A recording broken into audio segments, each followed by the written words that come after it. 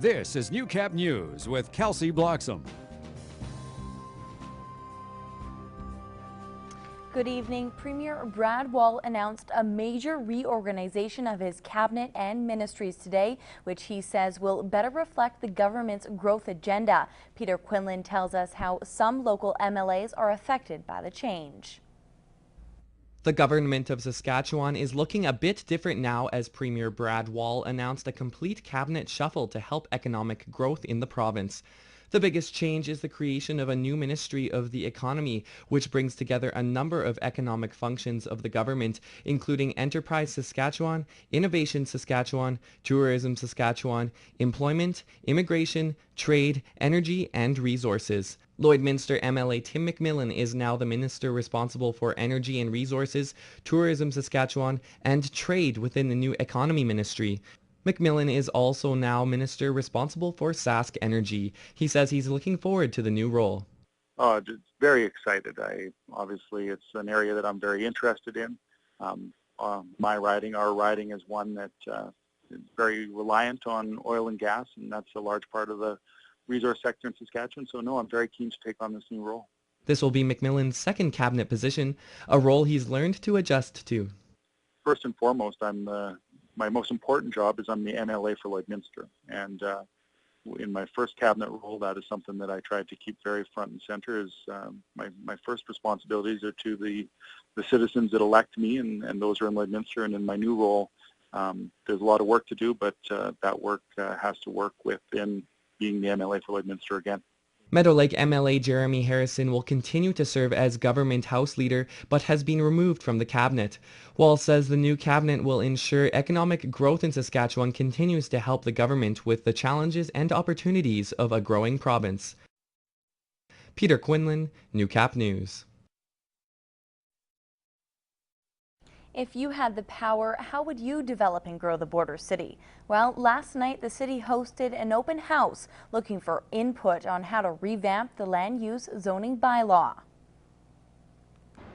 Lloydminster has seen rapid expansion over the past few years. The land use zoning bylaw, however, has not seen the same growth, having not been fully updated in over a decade.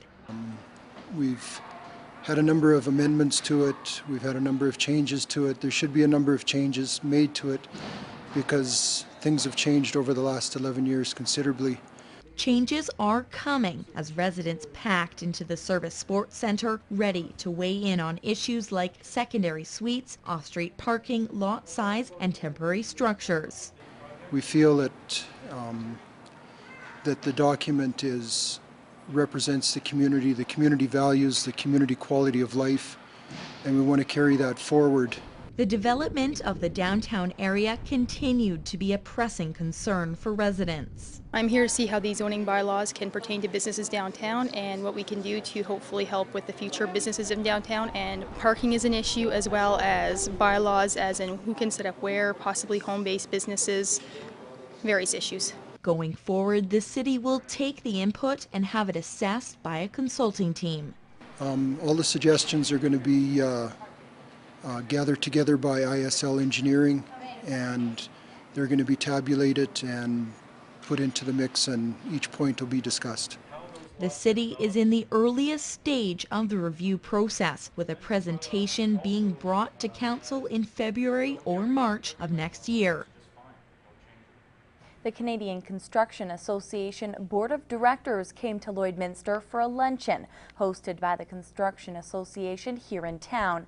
Bart Padiasic has more. The Best Western Bayside Inn played host to the meeting of board members.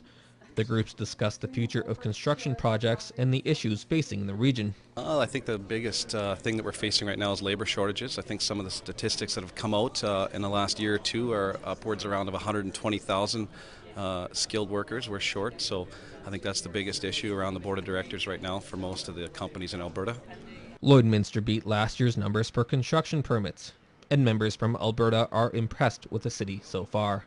Similar to up north, every street corner you turn down, it seems that there's a new building cropping up. It's definitely looks like it's quite active, and it looks like things have turned a corner To combat the lack of workers, the province is heavily investing in education initiatives, as current trade schools are already overbooked. Some of the trades, like the sheet metal trade and some of the other trades, are working very hard to get more bodies because the classrooms are filling up the first day. It's like buying tickets to a concert, it really is. If you don't get your name in that first day, you're waiting a year to get into the next spot. So that's a big issue. The Alberta Construction Association also hopes with the new changes to EI, more workers will move west from Ontario. We used to get quite a bit of transfers coming in from Eastern Canada. With the downturn, a lot of them people went home, and then it got busy down there. We've got shipbuilding contracts, we've got big capital projects down there, so we're not seeing a big number of them coming this way. In addition, the province is working with the federal government to bring in more foreign workers, mostly from Ireland. Bart Pediasic, Newcap News. And earlier today, members of the Lloydminster RCMP gave up their time and their hair in support of Relay for Life. Officers hosted a barbecue and head shaving event. Even the boss got in on the action. You know what? It's to help out the cause, and I think leadership. If the boss doesn't get up and do it, nobody else will. So, and it's good. It's going for a good cause. This is the RCMP's final fundraising event for the cause, which will take over Bud Miller Park June the 1st. Peter joins us now with a quick look at weather, and you enjoyed that story, huh? That was awesome. No, it was nice to see them getting involved. And a little bit of rain today. Yeah, a little bit. Spotty shower is building up as we have those cumulus clouds split up. We finally had one of those days like we get in the summer where you could even get a thunder shower. But so far we haven't. Right now we are sitting at 13 degrees. We do have some cooler air in the mid and upper levels, which is why we are a little bit cooler than the other regions that are at lower elevations. The Lakeland and the Battlefords are both sitting at 16 degrees. We will have your weekend weather forecast in just a few minutes. Coming up, controlling the pet population. We have this month's Humane Habits after the break. It's a chance of a lifetime for local high school students hearing firsthand what really happened in concentration camps during the Second World War. Lauren Pullen shares the unforgettable experience. They arrested a few thousand people that time. This is a whole new type of humanities lesson. For these kids, it's history coming to life. It was so overwhelming, it made it so real. It all started reading this biography. Then the pages came alive as Felix spoke to the class via video conference, sharing his story. You almost feel like what you think he would feel while he's going through all this. It really sucks you in, and it becomes really real. And after connecting with that story, many students couldn't wait to meet Felix firsthand. It was absolutely amazing. I've been waiting for this opportunity for a long time. It's unforgettable. I mean, it's something they're never going to forget. Etched in their memory, the real-life tale gave everyone goosebumps. I mean, they were still crying an hour after the conference ended. They went home, or they went back to our classroom and we were talking, and they couldn't stop talking about it. And what better way to teach the Holocaust and that period of time than actually have someone who's lived through that share a personal story. And the captivating story left most speechless, really. But also optimistic for the future, as Felix shared his love for life and reminded students just how lucky they are to be free. You don't really realize how important life is and how lucky you are until you see people like Felix and what he's gone through. A life lesson of taking triumph from tragedy, something these kids will now hold forever. Lauren Pullen, Newcap News. Spaying and neutering is the primary way to control the pet population. The SPCA's Jennifer Anderson gives us more details in this month's Humane Habits.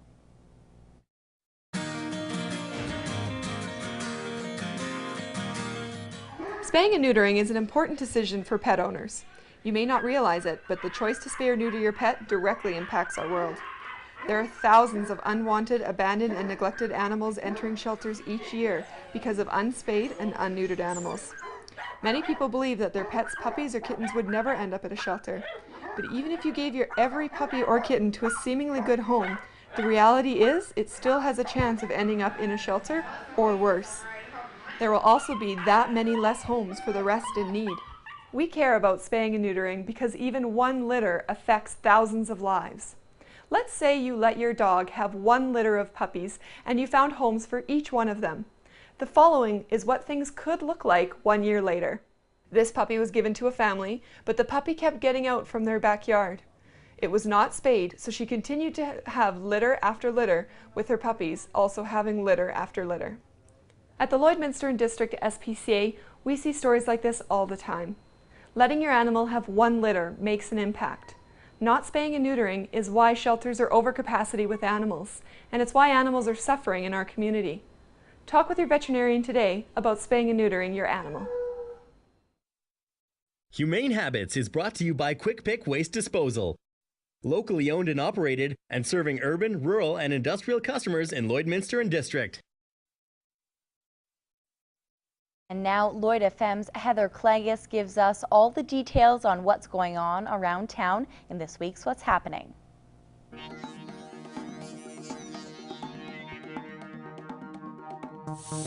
A weekend full of live music is in store for you if you head out to the 4th annual Manitou Lake Gospel Jamboree. They have got a whole bunch of live acts lined up for you, including the Freedom Singers and the Ammon Roots as well. The great part about this too, you can spend the entire weekend there. They do have camping available. It's just outside Neilburg. If you want more details, go online, ManitouLakeGospelJamboree.com. It's underway right now, will continue all weekend long, and it's perfect for the whole family. Saddle up tomorrow and take part in the Courage Canada Trail Ride. Things get underway tomorrow morning, 10 o'clock, just north of Minburn if you want to take part. It's only $25. All the proceeds go to brain injury awareness. Can't make it out for the ride? You can still join them for supper. That gets underway 5 o'clock at the Innisfree Rec Center. There's supper, a cowboy poet, a whole lot more. So have some fun just north of Minburn tomorrow. Just spending a little bit of time on the golf course with two of my favorite men, Harvey and Dean Brody. I'm only willing to give one away, and it's Dean. You can win a copy of his new album, Dirt. All you have to do is email your name and daytime phone number to tvcontest@newcap.ca. It's got his song Canadian Girls on it, and you will love it. We want to say thanks to John at Universal Music Canada for setting us up with the music. Well, it's not exactly a hole-in-one, but it's pretty close. If you can get a hole-in-one, the Kiwanis Club wants to give you $1 million. Yes, their hole-in-one competition will continue tomorrow. You've still got all day to qualify, and then the finals go on Sunday afternoon. Real simple. Just head down to the Lloydminster Golf and Curling Center, head for the driving range, see the Kiwanis Club to get your chance to win $1 million. Well, whatever you choose to do this weekend, I hope you have a great one. I'm Heather Clagis, and that's what's happening. Hardesty Lake is the perfect summer getaway, offering a little something for everyone. There's opportunities for, boating in small boats, kayaking, things like that, as well as swimming in the summertime. There's a camp on the lake. We've got campground where you can come and enjoy a week or 2 weeks. The beautifully treed campground features over 50 full-service stalls, many big enough to fit multiple units. And there is no shortage of things to do in the area. Campers can explore one of the many hiking trails or play a round of golf at the nearby course. The lake is a common destination for visitors as well as local residents. The lake has just been huge for our area because it's difficult for small towns nowadays to actually keep people here on the weekends. So we're very fortunate to have the lake because through the summer it's very, very busy. The campground closes October 1st, but the lake is used for skating and other activities during the winter. Brittany Ring, Newcap News. Discover Hardesty, your guide to the sights and attractions of the area. Presented by the town of Hardesty, Alberta. Should be good. And earlier in the cast, we were talking about Relay for Life, and it is coming up really quickly, and teams across the city are busy fundraising, trying to raise as much as possible. Our Newcap team is no different, and tonight we'll be stepping behind the bar at the Brew House, mixing drinks and pouring beer. Heather Clagis, Lauren Pullen, Kayla Buchanan, and myself will be there from 9 until, let's just say we'll be there late. And all of our tip money will go to the cause, so make sure you put lots of money in our tip jars. So if you're looking for something to do, definitely come down and see us. Should be fun. Should be good. I might have to stop. Sounds good. That's all the time we have for tonight. Have a lovely weekend. Good night.